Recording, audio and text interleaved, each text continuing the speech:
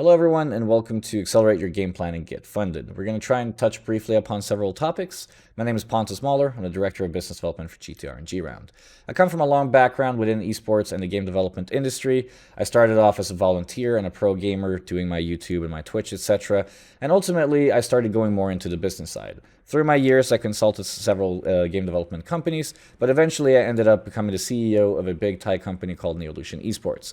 I grew that company from a very small team of about 10 to 15 people to a total of 87 people within 3 to 6 months, of influencers, esports teams, etc. I also worked with several bigger brands such as Garena, Tencent, AIS, Telecom here in Southeast Asia, which is a subsidiary of Singtel, which I'm sure a lot of you guys are aware of. And generally, I've worked with a lot of publishers and investors. And now through GTR, of course, one of the major things that I do is negotiate with massive investors and publishers to make sure I help all of the studios below the GTR brand. So, Global Top Round, we are basically a global accelerator/investor. We have an office here in Thailand, we have an office in Singapore, Korea, as well as the US. We do investments all over the globe. We actually can do any single genre, any single platform. So if you're looking at us and you're thinking, oh, will I be eligible? What we always say is that, go ahead and apply. And actually right now at globaltopround.com, you'll be able to log in and apply right away. Send us over your game and pitch deck, but there's not a lot of time left. So make sure that you go there right now if you are interested in working with us. So to give you the drawdown, I do a lot of these events. We travel offline as well as attending digital events. And ultimately, we tell people about ourselves. We also work with referrals, government agencies, and individual people to, of course, recommend studios to us. Last year, we had 310 applicants from 48 different countries. So we've really been able to grow our company on a global scale. Once we get all of these 300 companies in, we review your game, because you do need a playable demo, we review your pitch deck, and anything else that you might send us. So ultimately, we picked 20 of you. Once we have picked those 20, you will be invited to something called the GTR Annual Conference. Now, every single year, this conference is in a different country, but it has the same format. So the format is very simple. We invite the top 20 studios that are there. We, of course, will be there with our own staff as well. And after that, we also invite 30 to 60 publishers and investors. Now, the purpose is not for you guys to sign this right away. The purpose is for you to get introduced so that over time, when you grow, these partners will see you grow with them as well. So that will be much easier for you to make a deal with them. If you can imagine, attending any one of the major events, there will be tons of people there that will actually take a look at your game, and they'll have hundreds of business cards. At our event, it's 20 studios only. It's direct. It's really a really good way for you to get introduced. So ultimately, what we actually do for every company is, like I mentioned, we are business partners. So when we come into your company, we're not only going to be like an investor that gives you a little bit of cash, we're actually going to be a huge part of your strategy. So in some studios, we completely overtake the business side. In some studios, we're just going to be a backup or a way to help you on the business side. But ultimately, we can help you in every single way. Because all of our management team has different backgrounds, me coming from game development, consulting, and esports, and a lot of the things in the gaming industry, I'm very focused on the game itself. We have our founder who's ex-VC, for example, and we all kind of bring something else to the table. So coming in, helping you with stuff like the game development, helping you with like publishing strategies, negotiating with them, doing the pitches on your behalf, helping you with fundraising with angels, but also fundraising with external VCs are all things that we actually do. And you get access to us 24/7 through our Discord, which you can see here on the right side of the slide, where you can actually talk to us any time of the day. You also have access to every other investments that we've ever made, giving you a perfect platform of, getting like tips and advice from other developers who's worked with us for a while, has learned, has grown. We have several success cases. To give you one, we invested in a Brazilian studio that were like 2.5 people. Now they're about to be 30. There's a lot of learnings you can get from the investments we've done already. But of course, you'll also get to speak to us ourselves. And with you, we help you do, company structure, due diligence, help you set up the business plan, and help you with like growth strategy and major milestones. So we come in there, we make a plan for you, and we try to make sure that, you get as much value as possible. That's what really matters to us, helping your business grow slowly and steadily. We're not here to give you explosive growth and $1 million straight off the bat. When you work with us, everything is done in stages, carefully planned. After about 3 to 6 months, of us working together, we do another offline workshop where you get to see all of the investments that we made already. And of course, you get to meet us again, and we can set up some new plans and new milestones. So let's talk a little bit about your game itself. You made a great game. Like, How are you going to market it? Who will you market it to? How will you find a great publishing partner? Or how will you secure the funding to sustain your game? These are all things, that you should be knowing way beforehand. You need to understand what the publishing partner wants, what us as the investment partner want, and most importantly, like, which market are you targeting? Speaking about, what exact markets there is, yeah, this is $1 billion industry with tons of different markets, but actually, you only need to catch like 1% of a country to have a very, very successful game. And that's always what we say. Like, instead of looking at, like, yes, who will you market your game to, but go deeper into that question. What exact market? Is it Japanese? Is it like Southeast Asia? Is it global? This is something that you should be thinking about even before you made your great game, but most of you don't. So now that you're here, who are you actually going to market the game to? But let's dig into that a little bit later. So for publishers and investors, when you're approaching us, we don't have a lot of data. We take a lot of risks. And like I mentioned, that, every market actually varies. Because if you come to us and you say, you give us one of those standard slides, which is, oh yeah, the gaming industry has $70 billion in mobile, etc. That's great, but how is that relevant to you? You don't have $1 million budget or multi-million dollar budget, so how are you actually going to be able to catch these individual markets? That's what's more interesting to me. So when you come to us with a pitch, you should be telling us you're targeting these specific countries because of this reason. It could be based on market research, could be based on your genre, your art style, but you got to come to us with some sort of data as to why your game is going to work. It's not only about making a unique game or a niche game with a lot of USPs, it's actually like thinking beforehand, which countries are going to be your main ones? Where are you going to spend most of your money? That's what we want to know, because you can't come to us with a slide of the global market and say you're looking to catch 1% of the console market. That's not how it works. You should be coming to us and say you're going to catch 1% of the console markets that are 18 to 25 in Southeast Asia because of X, Y, and Z. Those are like data points that you should be coming to us with in advance. Otherwise, you're making our decision a lot harder, which is why these slides are very important to look into.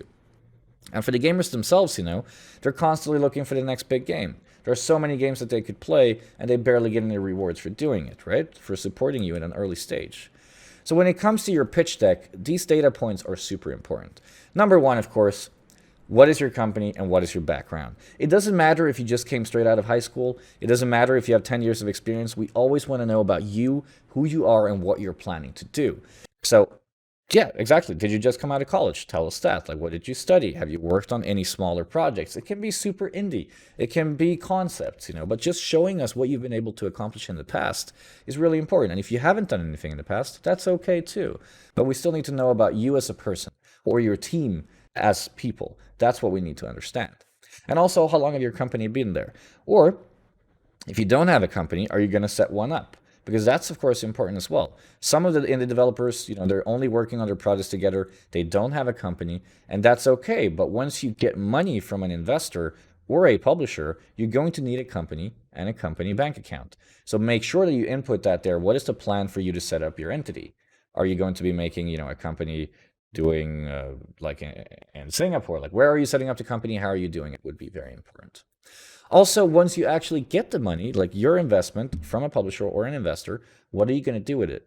How are you going to be spending it? So you have this company of, let's say, 3 people, and you're telling us that you need $150,000. You're going to hire another 5. How are you going to distribute the money? What's the budget going to be like? How much is going towards salaries? How much is going towards outsourcing? These slides are super important in the deck, because it's not just about how much money you're going to raise. How are you going to spend it? That's like one of the most important things that are out there. Tell us about you, the company, the money, how much you need. That should be in your pitch deck, and what you're going to be spending it on.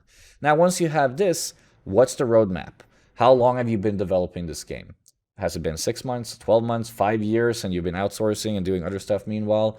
Tell us. And now, how are you going to take this money and then basically explode your company, right? Once you get our investment, we're expecting you to actually like immediately grow your company as much as possible, or like at least have like a plan of how you're going to be growing over time. So the roadmap is very important. Now you're 3 people, for example, and these 5 people are going to increase the way, like the speed of making the game, or how are you going to be making like an explosion for us as investors. That should be in the roadmap. So make sure you tell us, like, once you've gotten the money, This is how fast the curve is going to go, and you're going to grow up as an entity. Okay? And also, why we should work with you. So a couple of slides that people forget like a lot is you're coming to me to pitch specifically, maybe. And I always recommend that you have 3 types of pitch decks. So you have the general one that you send out an email, maybe. You have the investment one, regardless if you have a publishing deck or not, so like an investor relations deck, which is just, more company. So one that's more game, one that's more company, and the third one is an adaptation of the second, or the first or the second. So what that means is that if you're coming to GTR, add in like 2 slides as to why we're a good fit with you. Or if you go into Raw Fury, add in 2 slides where they're a good fit with you. It could be that you have a genre or a game type that Raw Fury has published before, so add that into the slide. Like, I know that you can make this game a success because you have published these 4 titles in the same genre. So I know that you're going to be a good partner for me. And I also know that you're going to be able to provide me with marketing support, localization. So what are you expecting from the partner, right? These 1 or 2 extra slides that can be in the appendix can be, the definition of you actually going into deeper talks with an investor or a publisher. So yeah, normally what I say is keep your deck between 10 to 12 pages, at absolute maximum 20 pages, guys. You need to have company, background, the money, the roadmap, and then of course the game. The game should be the majority of the deck. It could be 6 to 8 slides. What is the game? What market are you targeting? Again, not global. What market, what age groups, what type of player are you targeting, the price of the game. This is really important. This is what I should be seeing in my first 6 to 8 slides. And then you dig into the company, the background, the money, the roadmap, and why I should work with you. These are really important. Now, extra supporting data is, have you ever had any community playtests? Is it a niche genre? And if so, did you get it tested with this niche genre? And what was the actual feedback and demographics? Now, you guys might think that you need thousands and thousands of people to test your game. No, even 50 people is important, right? So, making early community playtests is very important. Involve your friends and family first, then start spreading on Twitter and Reddit. Find that initial base of 50 people that can help you grow your game, help you understand what you're doing right and what you're doing wrong, and include that into your deck. I tested my game, 50 people, mix of Europe and Southeast Asia. This was a different type of feedback I got. That's a really good extra supporting data. It can be 50, 200, 1,000. Yes, 50 doesn't give us the utmost idea, but it gives us good enough. So include it if you can. Now, the future of your company. What is the plan for your business? As I mentioned in the first part here, talking about your company and your background, what is the next step? Are you going to become a multi-title studio? Are you going to make your own IP and build that in several years? We would like to know what is the future of your company in several steps. So if you're making, let's say, the Pontus title right now, are you going to make Pontus 2, Pontus 3, or are you going to branch out and make Sebastian title next? For example, this should also be part of an extra slide or within the roadmap and company and background. So make sure that you tell us, what are you envisioning? Are you always going to make, if you have a niche genre, are you always going to make games for this niche genre? Or are you looking into something else? Think about that when you're designing your pitch deck. So for example, Arena of Valor is a great example. It's called Strike of Kings in Europe, Arena of Valor in Southeast Asia, Honor of Kings in China. And this game is one of the highest grossing games of all time. It was Tencent's top grossing game for, I don't know, a couple of years. It might still be today. I honestly haven't checked the data recently. But the point is that it's doing amazing in China. It's doing amazing in Southeast Asia. But you know what? The game failed in NAEU. They launched Strike of Kings in NAEU. It got no traction, and they shut down the servers a couple of months ago.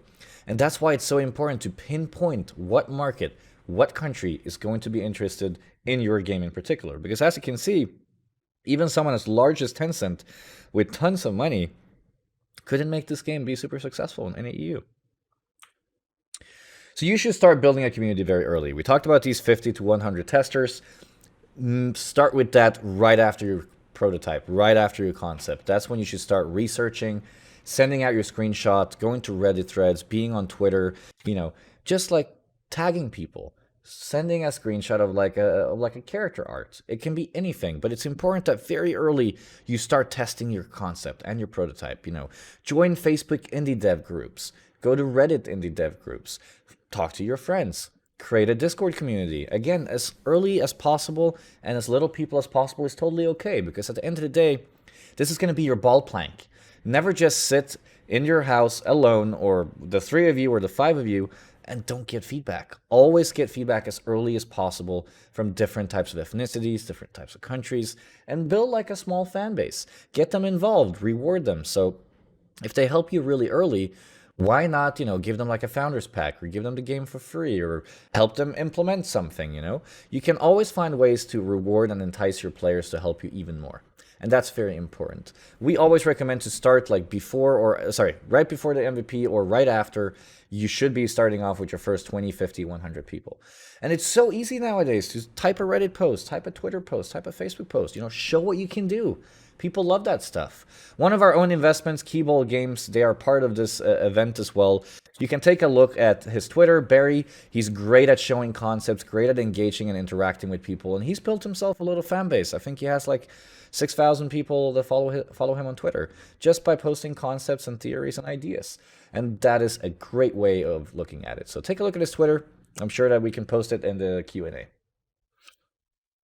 So speaking about how to approach gamers, Discord for me is the best way to build a community. Use it as your main funnel. What that means is that when you're posting on Twitter, you're posting on Facebook, you're posting on Reddit, and you're sending out clips or GIFs or GIFs, whatever you want to call it, or you're posting like character art, whatever it may be, funnel them all to the same place. In my opinion, that should be Discord. You may use something else. The point is, use one. One should be your main source of social media where you want everyone to follow you. You want everyone to go there. I like Discord because it's a great way to keep in touch with your fan base, talk to them all the time, set up different kinds of channels. You can have an art feedback channel, a game feedback channel, mechanic feedback channel, It's a great way to get more engagement in a more efficient way. So we always recommend taking Twitter, Facebook, or Reddit and pushing them towards your Discord. Now, of course, we're building something called G-Round as well, which we hope is going to get a lot of interest from a lot of studios to help you as developers grow into a larger company. So what we're trying to do with G-Round is that we are trying to take market exposure, user feedback, playtesting data, and helping you identify the target market as the main point. This website is live right now. If you go to gameround.co, you can see it. You can test some other games. But ultimately, it's a way for you to take your company and your game and boost its visibility and get really valuable feedback and data from gamers. What that means is that players can come to this website. They can actually click on any of the pages here, download the game, play it, and then instantly they'll be able to give reviews. They're able to answer surveys to help you understand more about your target market. And the goal, of course, is that ultimately you're going to be at a slide like this looking at, oh, okay, so the Americans really love my game. Korea and Japan really likes my game. China had like a slightly lower score. The goal is to figure out what are your top countries that absolutely loves your game so that we can go back to our original slide. Who are you going to target, right? Because no matter how much research you do beforehand, you'll never quite know until you properly get it tested, once you have even more data and even more feedback. So what we want to do is we want to make sure that you get as much data as possible by exposing your game to people all over the globe, letting them test it, letting them give you feedback, measuring how long they play your game and so forth. So you can take all of this data and you can sign a deal with it. So once you have all of this data, you can show people that, for example, Southeast Asia is your best market. You can take this data, go to a publisher, and license out Southeast Asia. And if you then want to publish the game yourself in other markets, you can. If you want to find a global publisher, you can. But this data will basically help you make a deal. That's the ultimate goal. It will help you to either make a deal or help improve your game, etc. Like there are multiple KPIs that we can design for you. For example, the marketing KPIs, finding your target market, or testing your concept, testing your prototype. These are the different kinds of things that we can do for you. So you start by sending us your game, and then you get an initial testing period of about 2 weeks. You get reviews from the global market. Once you've done that for about 4 weeks, you'll be able to pick a local country, like the top country that you have, and we can do a 2-week in-depth process where you talk to that market alone. So for example, Korea is your obvious #1 pick. We'll put you in touch with Korean gamers only, where you can basically speak to them for 2 weeks exclusively, try to understand them more, what extra things you can add into the game to make sure that the Koreans will, buy your game more, because ultimately you are a business. You need to make sales, and that's what we're hoping to help you with.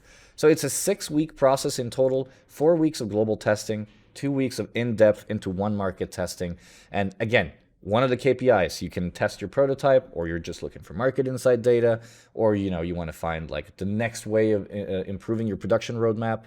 Tell us what you need, we'll design it for you, and you can take this as a due diligence and give it to potential partners and publishers. Now, as GTR, as you know, we work with several publishers and investors all over the world. We have 60 partners. We can present the data to them as well. You can present the data to them. There are so many ways for us to collaborate with you. So ultimately, G-Round is a platform that provides a perfect solution for you to pinpoint and identify the ideal region to market and localize your game. That's one of them. The other two I mentioned already. And because of this data that you get, you can increase your revenue and the potential of you and your company. And then, again, take it to investors, take it to publishers, and grow your business. So that's pretty much it from me, guys. We only had 20 minutes to speak, of course. Q&A is coming up next. You can find G-Round on gameround.co, as well as on Twitter, Facebook, and Discord on the links on this slide. And of course, you can always reach out to me at pontus@globaltopround.com. Thank you guys very much for listening. See you in the Q&A.